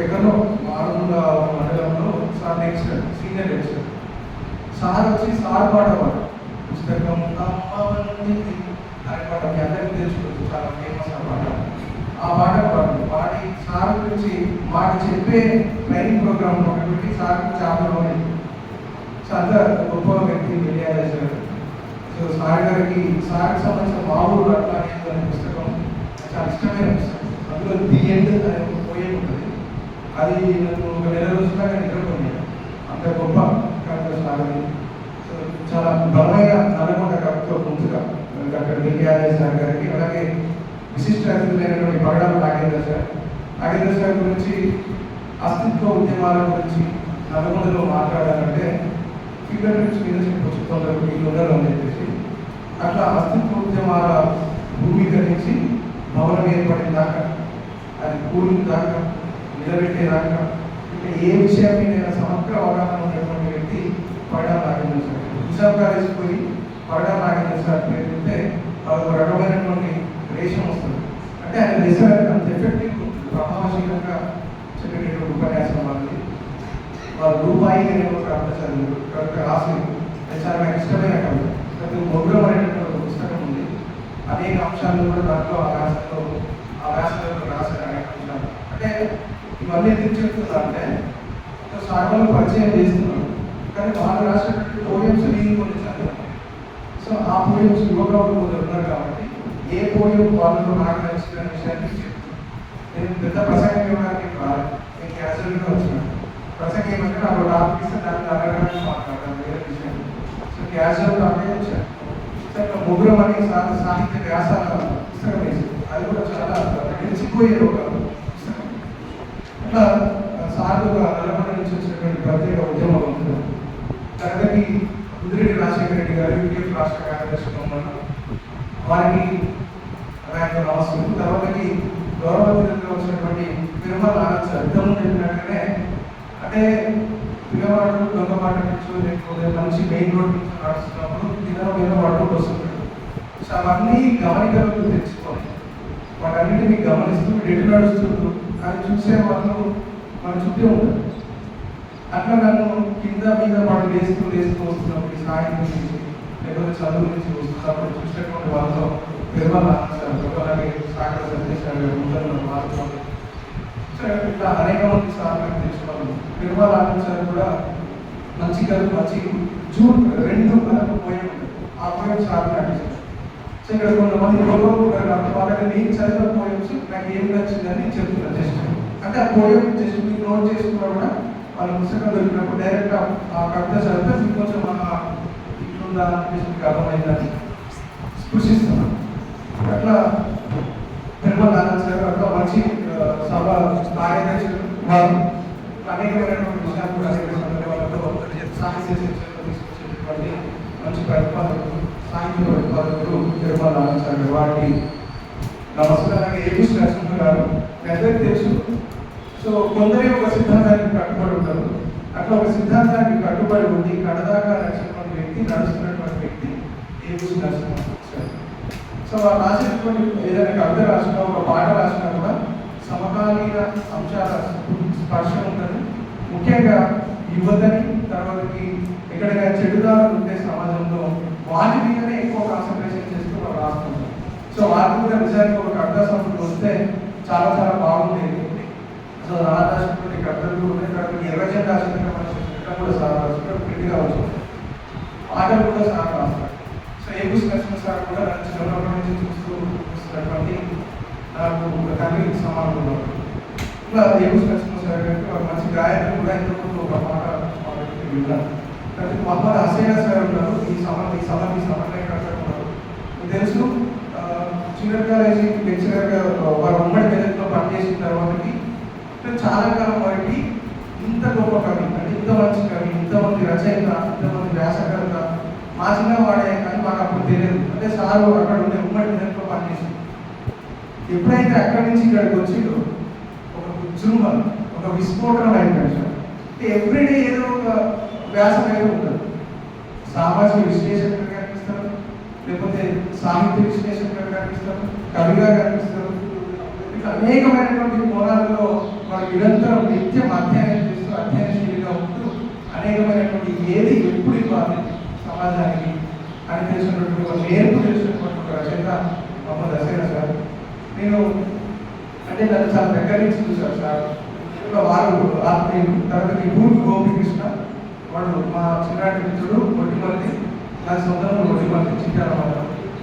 ఇట్లా వాడు ఎప్పుడు అంటారు మా ఊరి తాటి మనం అంటాం. వాడు ఎప్పుడు అంత గట్టిగా ఉంటాడు అనమాట. తాడి చెట్టు కంటే ఎంత నిలకడగా ఉంటుందో, అనేక తాడి చెట్టు తెలిసి ఎంత నిలకడగా ఉంటుంది. వాడు ఏదైనా అనుకుంటే అది పట్టుబట్టి అది చేసిందాక అట్లా దాంట్లోనే నిలబడు. సో అందుకే వాడంటే నాకు ఇష్టం పడ్డాడు స్నేహితుడు. ఇకపోతే ఎక్కువ మాట్లాడడం విషయం ఏంటంటే తెలంగాణ సాహితీ గత కొన్ని ఏళ్ళుగా అంతకుముందు సాహితీ శ్రవంతి అనేటటువంటి పేరుతో నడిచింది సంస్థ తెలంగాణ సాహితీ. కొందరు కావాలంటే చెప్తుంది విషయాలు. తెలంగాణ సాహితీగా దాచిన తర్వాత అంటే 2014 తర్వాత తెలంగాణ ఏర్పాటైన తర్వాత సాహితీ శ్రవంతి అనే దాన్ని తెలంగాణ సాహితీ శాఖగా తెలంగాణ నుంచి వ్యాప్తం చేస్తూ వస్తుంది. ఈ తెలంగాణ సాహితీ అనేటువంటి సంస్థ మొత్తం తెలంగాణలో అనేకమైనటువంటి కార్యక్రమాలు, ముఖ్యంగా అంటే అభ్యుదయ భావజాలతో ఉత్తమాత్మక ధోరణితో ఉండేటటువంటి అంశాల మీద వారి యొక్క దృష్టి కేంద్రీకరిస్తూ, అలాగే సమాజానికి ఎప్పుడు ఏ మెడిసిన్ కావాలో అని గుర్తుపడుతూ ఆ మెడిసిన్ ఇస్తానికి అనేక సభలు చర్చలు పెట్టుకుంటూ వస్తుంది. ఇది రాష్ట్ర వ్యాప్తంగా ఉన్నటువంటి సంస్థ తెలంగాణ శాఖ. అందులో భాగంగా నల్లగొండ కూడా శాఖ ఏర్పడ్డారు. ఇది నల్లగొండ శాఖ. సో దానికి వీళ్ళంతా కూడా అనుకూలంగా చెప్పినటువంటి పెద్దలు దానికి బాధ్యత ఉంది. తెలంగాణ సాహిత్య మీరు రాయడానికి శోధించినటువంటి ఒక వేదిక.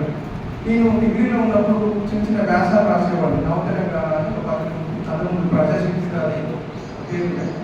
నాకు అనుకూలం అనే దాంట్లో నేను విస్తృతంగా వ్యాసాలు రాస్తాను. నేను డిగ్రీ స్టేజ్లో ఉన్నాను.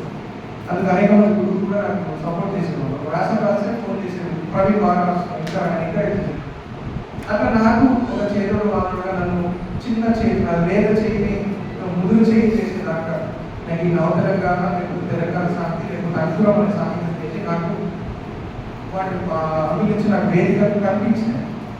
సో ఇది నాకు తెలంగాణ సాహిత్యం అటువంటి అనుకుంటాం. ఇక్కడ చాలా విషయాలు పోతే సో ప్రస్తుతం ఈరోజు సాహిత్య మేళ మామూలుగా మేళ జాబ్ మేళ అనేటువంటి సహజంగా నాకు వచ్చి ఇక్కడ వచ్చిన మేళ అంటే కూడా తొందరగా దాని అర్థం తెలియకపోవచ్చు. సో మేళ అంటే ఒక కలయిక, ఒక గుంపు, ఏదో ఒక విజన్తో పనిచేయడానికి వచ్చినటువంటి కొందరు వ్యక్తుల సమూహం. సో ఈ సాహిత్య మేళలో మనం ఏం చేయబోతున్నాం అని చెప్పేసి ఆలోచన చేసినప్పుడు సో ఈ సాహిత్య మేళలో భాగంగా ప్రస్తుతం వర్తమాన పరిస్థితుల మీద సిద్ధారెడ్డి సార్ గారు మాట్లాడతారు.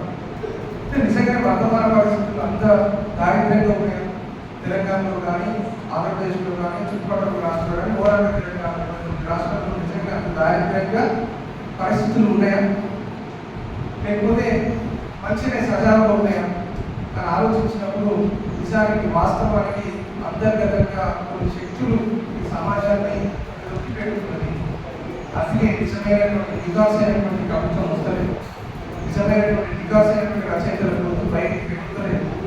సో ఇటువంటి సందర్భంలో ఈ భారతదేశాన్ని మొత్తం ఒకసారి నాగలి పెట్టి దున్నాల్సిన ఆవశ్యకత వచ్చింది. సో అట్లా ఈ భారతదేశాన్ని నాగలి పెట్టి దున్నారు కాబట్టి పొక్కిలి చేయాలి కాబట్టి పొక్కిలి చేసేటప్పుడు నేల మీద అభ్యుదయం చేయాలి, లేకపోతే అవసరమైనటువంటి సమాజానికి అవసరమైనటువంటి విత్తనాలు చల్లాలి కాబట్టి అవసరమైన గాఢమైన వర్షం కురిపించాలి కాబట్టి ఈరోజు సాహిత్య వేదాన్ని తెలంగాణ సాహిత్యం పెట్టి. సో మిత్రులారా మన అందరం చదువు ఎంఏ విద్యార్థులు ఉన్నారు, సోదరులు మిత్రులు నాకు ప్రాంగణ చదువు మళ్ళీ సంస్కృతి అన్ని చదువుకుంటూ వస్తాం. ఉద్యమాలన్నీ సాహిత్య చిత్రంతో అవపోసపడతాం 2 ఏళ్ళు ఎంఏ. కానీ అది అయిపోయిన తర్వాత చేయాలనుకుంటాం, ఒక ఎక్కడకుండా ఒక సెట్లో వచ్చిన జాబ్ కూడా వెళ్ళిపోతాం. అందరితో ఆగదు. తెలుగు సాహిత్య విద్యార్థులు అందరితో ఆగదు. మీ వంతుగా ఏదైనా ఒక జీవితకాలం మొత్తం ఒక బలమైన కవితలు రాసి వదిలేస్తే మీరు చెప్పిన భారతదేశాన్ని మొత్తం దున్నారని ఆ దున్నడానికి ఒక నాగని మనకి మీరు షార్ప్నెస్ తీసుకోలేదు. సో కాబట్టి మనం సాహిత్యాన్ని వృద్ధి చేయాలి అంటే పనికిరాని సాహిత్యం కాదు, అవసరమైనటువంటి సాహిత్యాన్ని వృద్ధి చేయాల్సిన అవసరం. సో దానికి ఒక పూడిక ఇస్తాం, లేకపోతే దానికి ఒక స్ఫూర్తిని ఇస్తాం. మనతోటి మన వెన్నుదలుగా ఉంటానికి జరగడానికి సాహిత్య నేర అనేటటువంటి ఈ సభను పూర్తి చేసేసి పెట్టిన నేను భావిస్తున్నాను. తర్వాతకి మనకు తెలుసు తెలుగు సాహిత్యం ఒక 5 నిమిషాలు ముగిస్తుంటారు. మీరు ఎప్పుడు చెప్తారు రైట్. అయితే తెలుగు సాహిత్యాన్ని చదువుతూ వస్తున్నప్పుడు అనేకమైనటువంటి విషయాలు మనం చదువుతాం. శివారెడ్డి అని ఒక మీకు అందరూ పక్షులుగా వస్తున్నాయి. సో శివారెడ్డి అనేటటువంటి కే శివారెడ్డి సో చాలా మందికి గురువు ఆయన, అంటే కవులకి ఆధునిక కాలం కవికుల గురువు అని కూడా అనవచ్చు. సో ఆయన బహుశా ఈరోజు ఎవరు రాకపోవచ్చు, పిట్టలు వాడకుండానే ఈ చెట్టు నిద్రపోవాలి కాబోలు, అక్షర రహితాలుగా ఈ ముఖపత్రాలు తెల్లపోవాలి కాబోలు, ఎవరు రారన్న ఊహ గది అంతా గడియ తిరిగే ఓ విచిత్ర గాధమవుతుంది అని ఒక ఒంటరితనం ఎన్నో ప్లేస్ అంటుంటారు కదా. సో ఒంటరితనంలో ఉన్నప్పుడు ఆ గదిలో ఒక నాదం ఎట్లా కనిపిస్తుంది అని చెప్పేసి ఒక పోయం. సో ఇది ఒక డిఫరెంట్ పోయం. ఇంకొక కవిత చూసినప్పుడు మీ అందరికీ తెలుసు అజంతా గురించి మనం చదువుతున్న సౌకర్యం అని మాత్రమే చదివి వదిలేసి ఒక బిట్ వస్తే ఒక 50 ఉంటే వదిలేస్తాం. సో అజంతాకు సంబంధించిన ఒక పోయం చూపించుకొని చదివితే దాంట్లో అసలు శిల్పం ఎట్లుంటుంది, కవిత్వాన్ని ఇంత అద్భుతంగా రాయవచ్చా, ఒక దృశ్యాన్ని ఇంత బాగా వర్ణించవచ్చా, ఇంత బాగా ప్రతీకలు వేయవచ్చా, ఇంత బాగా భావచిత్రాలు వేయవచ్చా అని అనిపించేటటువంటి అద్భుతమైనటువంటి గ్రంథం రాసిన వాడు అజంత వాడు. సో అందులో ఒక 2 లైన్స్, రోడ్డు మీద నా శివాన్ని నేనే 1,00,000 సార్లు చూశాను. చూడండి ఎంత ఎఫెక్టివ్గా, అంటే తనలో ఉన్నటువంటి భావాన్ని కొన్ని లైన్స్ పూర్తిగా మనం ప్రకటించాలి.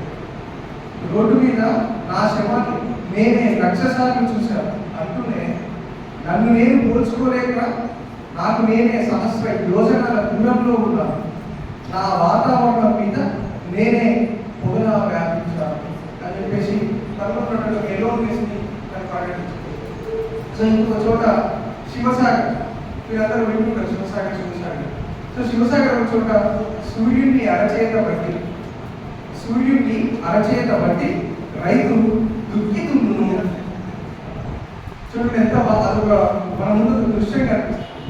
అంటే రైతుని సూర్యుడికి ప్రతీకగా భావించి తీసుకోవాల్సినటువంటి పోయం మనం చూస్తూ ఉంటాం. తర్వాతకి ఆశారాజు కవిత్రుడు, ఆయన హైదరాబాద్ కవిగా చాలా పేరు సంపాదించినటువంటి వ్యక్తి. దూరాన ఎవరో వేరు కోసి చీకటి అలల మీద పాటను పారబోస్తుంటాడు, నా దోసిలి నిండా పాటను తాగి ప్రాణాన్ని నిలుపుకున్నాను అని చెప్పేసి ఒక పాట యొక్క ఆవశ్యకతను, పాట పనిలో కనిపించిన విఘ్నతను ఆయన రాయడం జరుగుతుంది. అట్లా చూసినప్పుడు ఇస్మాయిల్ అనే చెట్టు కవి మనం అనుకుంటాం. ఆయన చూసుకుని ఆయన చేస్తాం. తడుముకుంటూ చీకటి చిప్పును చీల్చుకుంటూ కదులుతుంది కాదు. చూడండి ఎంత మంచి భావన. సో ఎంఏ విద్యార్థులు ఉన్నారు కాబట్టి దీని అంటే కవిత్వ స్పర్శ, నిజంగా ప్రారంభమైనటువంటి కవిత్వ స్పర్శ వాళ్ళకి తగిలింది. మన ఊరి ఎంత పులకరిస్తుంది అనడానికి ఈ కొన్ని లైన్లు చెప్పారు. మీకు కూడా తెలుసు, నన్నే నుంచి కుందుర్తి అని కుందుతాను నయంగా చెప్పేసి మనం చదువుతున్నాం. ఆ సమయంలో నన్నయ్య నుంచి కుందుర్తి దాకా ఒక్కొక్కటి చీల్చి చెండైనటువంటి పోయం కూడా ఒక పోయం తెలుగు సాహిత్యం. అది మీరు మాకు చదువుతుంది. అది మీకు కొంచెం వినిపిస్తారు. ఏంటంటే నన్నయ్యను నరేంద్రుడి బొందలోనే నిద్రపోని లేపం ఈక నిలిపి గోతిలోకి లాగుతాడు, ప్రబంధాగల తొడలు తాటి ముందు తాకితే కాదు విరగొట్టు అంటూనే భావకవుల నపుంసక హావభావాలకు సవాలు. అభ్యుదయ కవి నల్లమందు తిని నిద్రపోయావు, నయాగార జలపాతంలో దూకకపోతే అన్నయ్య ముప్పై మీకు అందరికీ సలాం అని చెప్పేసి అభ్యుదయ కవులు ఏం చేస్తున్నారంటే సమాజాన్ని పట్టించుకోని కవులు ఆ సందర్భంలో ఆయన యొక్క దృష్టికేయడం, ఎందుకంటే వాళ్ళు ప్రాంతం ఉన్నటువంటి సందర్భాన్ని దృష్టికరించేటటువంటి ప్రయత్నాలు చేస్తూ సమాజాన్ని కవులను హెచ్చరించినటువంటి కవి కూడా మన తెలుగు సాహిత్యంలో కనిపిస్తారు. ఈరోజు వచ్చేటటువంటి సిద్ధారెడ్డి సార్, నా మౌనం ప్రమత్తత కాదు, నా మౌనం ప్రమత్తత కాదు, గోడకు వేలాడే తుపాకీ కూడా మౌనంగానే ఉంటుంది అని చెప్పేసి మౌనంకి ఒక గొప్పతనం అంటే మౌనంగా ఉన్నటువంటి వ్యక్తి. అందుకే నేను ఒక చోట రాసినాను, ముడుచుకున్న ఆకులో విడిసిన పిడికిని చూడాలి అని. అట్లా తర్వాతకి అదే సిద్ధారెడ్డి సార్ ఏమంటారంటే కవిత్వం వేడుక కాదు గాయాల అని చెప్పేసి అంటారు. ఇట్లా అనేకమైనటువంటి తెలుగు సాహిత్యంలో వాక్యాలు మనం నిత్యం వెంటాడుతూ ఉంటాయి. సో కాబట్టి ఇటువంటి వాక్యాలు, ఇటువంటి కవితాత్మక వాక్యాలు మనం చదువుతున్నప్పుడు మనం రాసే రాత సీనియర్ కవులు రాసినటువంటి రాతకు ఎంత దూరంలో మనం ఇంకా ఏం సాధన చేయాలి అనేది మనకు తెలవడానికి అవసరం ఉంటుంది. ఇట్లా అనేకమైనటువంటి కవితా వాక్యాలు మనకు తెలుగు సాహిత్యంలో కనిపిస్తుంది. నేను కొన్ని చెప్పాను. సో రీసెంట్గా ఒక 2 లైన్లు చెప్పి ముగిస్తాను. తలెత్తి ఆకాశాన్ని చూశాను, తలెత్తి ఆకాశాన్ని చూశాను, నామకమే కనిపించింది అని చెప్పేసి ఒక కవిత నేను రాస్తాను. తర్వాతకి గుండె నిండా వాన కురుస్తున్నప్పుడు ఎక్కడికి వెళ్తాము, గుండె నిండా వాన కురుస్తున్నప్పుడు ఎక్కడికి వెళ్తాము, ఒక చోట కూర్చొని తడవడం తప్ప. ఇట్లా అనేకమైనటువంటి కవితా వాక్యాలు మనని ముందుకు తీసుకోవడానికి, మనం పుట్టబెట్టడానికి అనేకమైనటువంటి కవితా వాక్యాలు ఉన్నాయి. సో ముఖ్యంగా ఎంఏ విద్యార్థులు ఎవరైనా ఉన్నా, డిగ్రీ కాలేజ్ విద్యార్థులు ఎవరైనా ఉన్నా కూడా కవిత్వాన్ని మంచి మంచి కవిత్వాన్ని ఏరుకొని చదవండి. ఖచ్చితంగా మనం రేఖంలో కనుక రేగి చెట్లు ఉన్నటువంటి రేఖ పండు తినాలన్నప్పుడు దాన్ని కొడితే 2 పండు కింద పడితే చెట్టు ఎంత టేస్ట్ ఉంటుందో కొన్ని పుస్తకాలలో కవితలు కూడా ఆ రేగి పండు తీపిని ఇచ్చేటటువంటి కవితలు ఉన్నాయి. సో సార్ రాసినటువంటి బిఎడ్ పోయి కూడా నాకు చాలా చాలా ఇష్టమైన కవిత. సో కవుల గురించి కన్ను లేని చోట కన్ను అనే పోయి ఉంటుంది, కవిత్వం గురించి, కవి గురించి తెలియజేశారు. సో ఇట్లా అనేకమైనటువంటి కవితలు ఉన్నాయి. వాటన్నిటిని మీరు చదువుతుండండి. మీరు కూడా కవులుగా రాయించడానికి ప్రయత్నం చేయండి. అలాగే ఇప్పుడు తెలంగాణలో అనుకున్నటువంటి పరిస్థితులలో, ఇప్పుడున్నటువంటి పరిస్థితులలో సాహిత్యం అనేది కొంచెం మబ్బు తెరలో ఉన్నట్టుగానే కనిపిస్తుంది నిజానికి.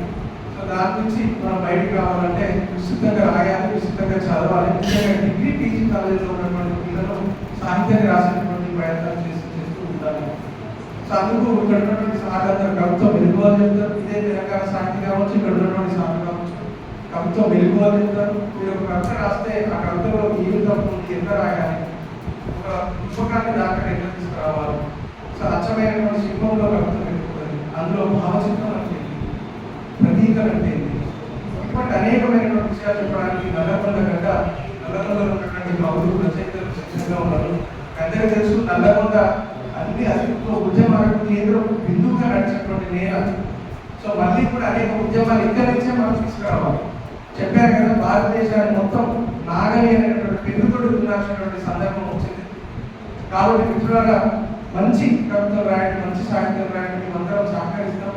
ఈరోజు జరిగేటటువంటి కవితలు కూడా మీరు చదివిన తర్వాత వాటిని పుస్తకంగా తీసుకురావడానికి నేను కూడా సహకరిస్తాను అని చెప్పేసి ఈ నిర్వాహకులకు తెలుపుతూ ఈ గొప్ప అవకాశాన్ని ఇచ్చినందుకు ఇక్కడ ఉన్నటువంటి మిత్రులందరికీ, పెద్దలకి, నలుగురికి నమస్కరిస్తూ థ్యాంక్ యూ అంటారు.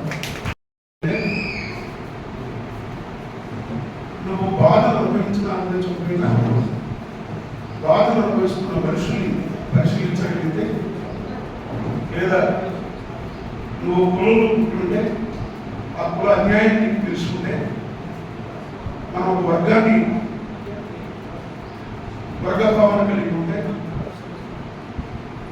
వర్గంగా మనం పేదల పక్షమై ఉంటే, పేదలు ఎట్లా పైవర్గంతో తొక్కబడుతున్నారనే అంశం గురించి తెలుసుకుంటే, అట్లాగే సామాజిక అంతర సోషల్ డిస్పారిటీస్ వీటిని పరిశీలిస్తూ పోతే చెప్తున్నాను కదా, చిన్న కవి కూడా శ్రీశ్రీ కావచ్చు. దానికి ఇబ్బంది నేను తర్వాత నాకు అవకాశం ఇచ్చినప్పుడు చూడాను. ఫోటో కోసం కూడా మాట్లాడే అవకాశం ఇచ్చిన సభకు ధన్యవాదాలు.